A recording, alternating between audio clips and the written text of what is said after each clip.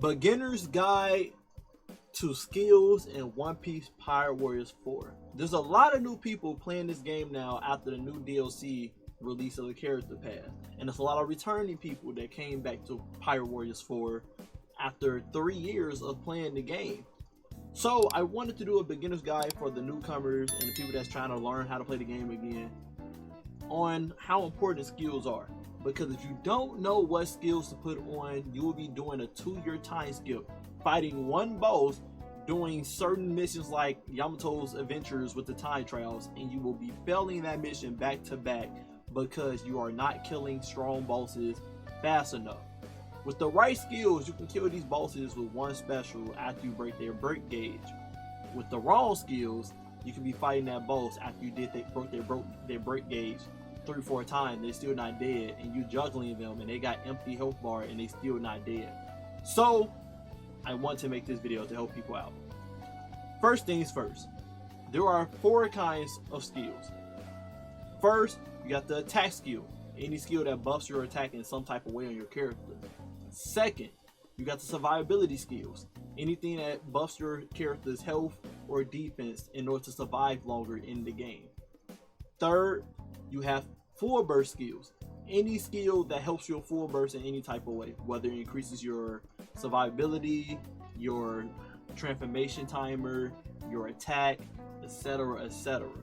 And then lastly is usually any skill that helps your character specifically based on their kit.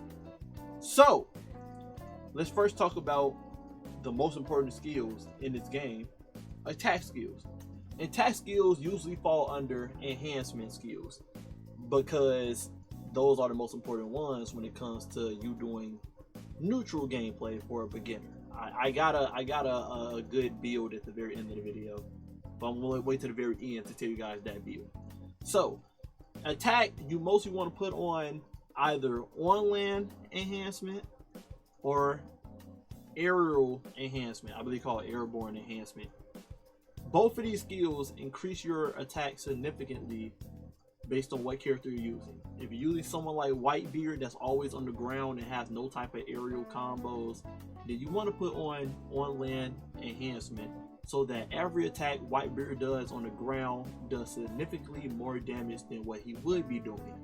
If you're using someone like a Sky character like Luffy Gear 5 or Gear 5, then you want to put on airborne enhancement because he will be fighting in the air non-stop in his transformation, meaning every attack he does will be buffed up. If you're using a character that is not really good at on the ground juggling or in air juggling, but they have OP specials, then you want to put on special enhancement, which increases the damage of your special moves. Those are the 3 significant skills you're going to be putting on your character depending on who you're using. Someone like Odin has strong special moves. Someone like Blackbeard has strong special moves. So you will most likely put special enhancement on them. So I highly recommend if you're a new player, always put at least 1 enhancement skill on your character starting out to make sure they're doing way more damage than what they're usually doing. This also can be thrown in with the swear enhancement. Make all your swear attacks do more damage. The triangle enhancement, make all your charge smash attacks do more damage. Whatever console you on, you'll know what skills I'm talking about. And then you also have other skills like that boost your attack as long as you're in your full burst, and etc, etc. You always want to have attack skills on your character. If you don't, it will take forever to kill strong enemies. I cannot stress this enough. If you have no type of skills on your, this is probably the most important skill to have on your character. Every other skill is not as that important. Any skill that buffs your attack on your character is the main bread and butter in this game. There's nothing else I can put stress on that, okay? Second is survivability skills. Any skill that buffs your defense and health. Now, if you're good at the game, you don't really need any health or defense skills. Truly. You can go straight attack and full burst type skills on your character. But if you're someone that is struggling to survive in the game, then survivability skills is what you need on your character. There's a skill that says whenever you hit enemies with your special attack, your special moves, you get health back. There's a skill in the game where your health gradually goes up on its own. They call it Doctor's Wisdom. Health just gradually goes up on its own with you doing nothing at all. There's also a skill in the game where you go in your full burst, your health gradually goes up. There's a skill in this game where the lower your health goes, the higher your defense go up. So survivability skills are in the game. The main survivability skill I use is mostly you get health while you're in your full burst. That's the main one I use. But that's because I use a lot of characters that have broken full burst transformations, aka transformations as well. They go in the same category. I use mostly those characters, so I tend to use that one a lot. But overall, I don't think survivability skills are that important if you're really good at the game. Starting out, I can recommend it, but when you get better at the game, you don't really need survivability skills.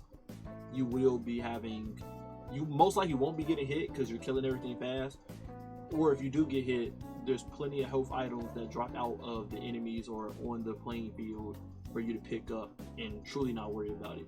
I doubt you'll die. I doubt the enemy gets your health to 0. I highly doubt it.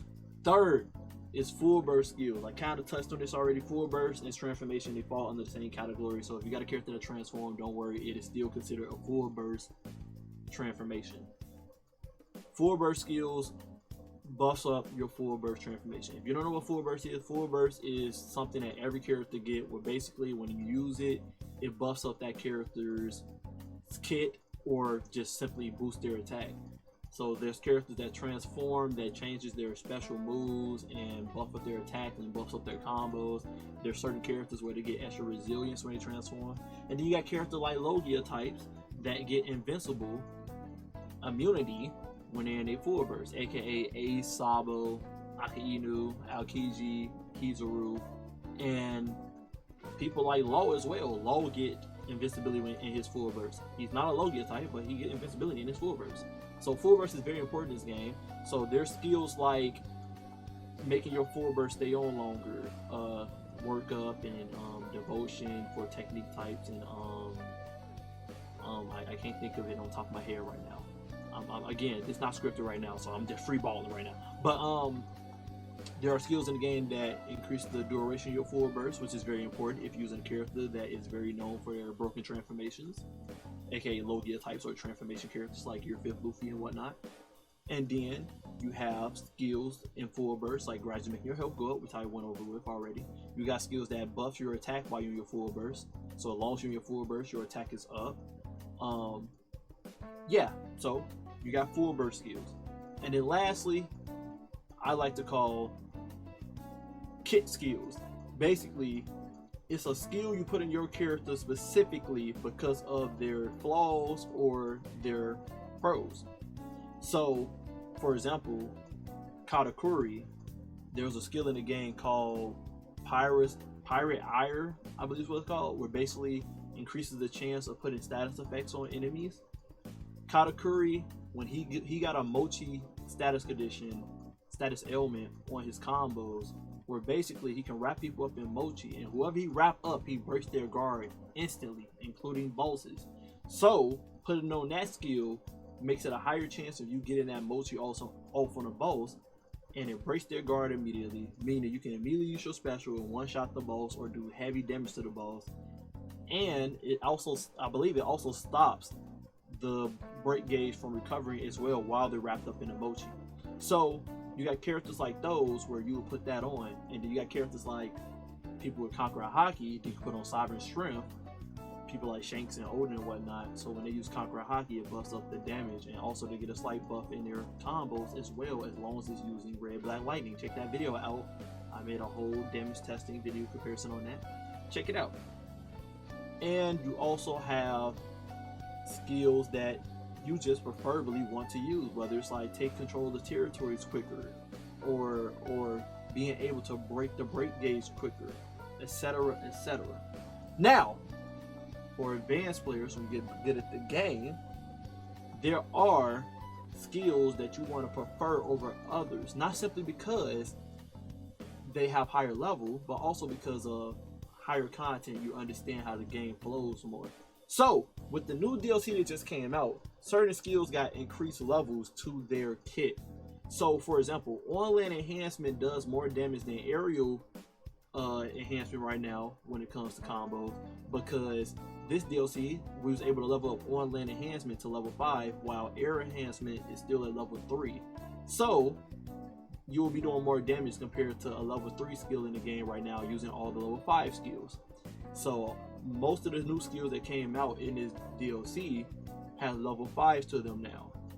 Sovereign Strength got level 5. On land enhancement level 5. Heat up level 5. Wind up level 5, etc, etc. The higher the level of the skill, the more benefit you get from the skill. So level 5 skills are the best skills in the game, and I will show you guys what build I'm using right now. But based on what character you're using determines what skill you use. So Gear 5th Luffy, for example, he's a sky type, and I kind of recommend this build for most sky types.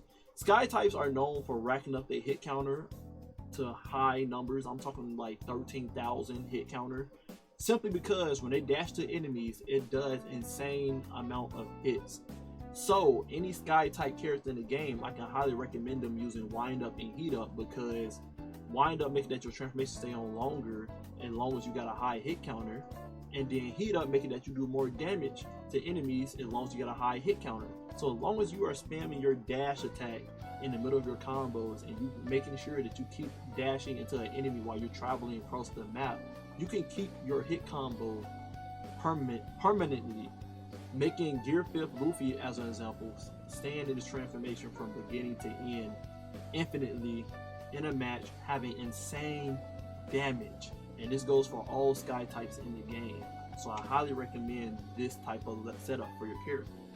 Then you got a skill in the game called Shatter, which makes it that you can ignore the break gauge on bosses. Some people don't know, in order if you do a lot of damage to bosses, you need to break their break gauge. Some characters in the game got moves that can instantly break the break gauge, and then some people have harder time breaking break gauges. It's a tier list to this game. But you can put on Shatter in this new DLC, which basically lets you do insane damage to bosses without having to break their break gauge. So your special will do insane damage to bosses without breaking their break gauge. It's a level 5 skill. Highly recommended to use it, so you don't have to worry about doing a long damage phase against a boss.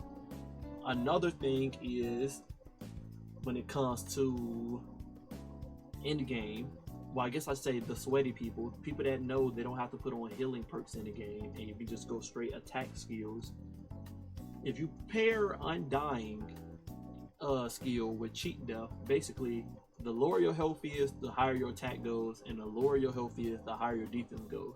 Stack those two skills together, make sure your health gets to red on purpose, and basically destroy everything in your path with them 2 skills on. And those only take up 2 slots, meaning you can put on even other attack skills to stack up your damage.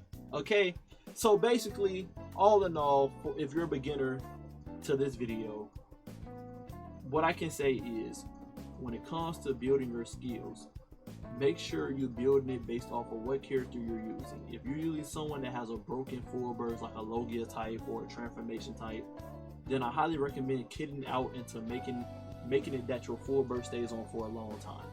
If you're a sky user, I highly recommend using work up and heat up, the new skills they just added in the game. I highly recommend using airborne enhancement so that you do insane damage. If you're a person that got a broken super like Blackbeard or Odin or something, then I highly recommend special move enhancement to one-shot bosses and whatnot. Status ailment Katakuri and stuff. So make sure you kit out perfectly. But there is a stagnant build that I'm finna show right now that I feel like you can put on any character, and then you can swap it out based on using a sky type or a regular person that fight on the ground compared to air combo stuff. You can swap it out, but this is like the main thing you want to use. Again, you don't need health recovery, but this is for beginners, so here go health recovery. But if you want to be sweaty, you definitely could do the Undying and Cheat Death combo, or just put on way more attack skills and forget about anything helping your health recovery or defense recovery. Hope this video helped out people understanding how important skills are in this game, and make sure to kit the character out. Because if you don't kit your character out, you will not be killing these bosses quick, and you will be struggling with getting S ranks and not killing enemies fast enough in the Yamato's adventures and running out of time. Without a doubt, you will be running out of time. So I hope this video was informative for you guys. Hope you guys enjoyed the Gear 5th gameplay in the background. And until next time, stay up.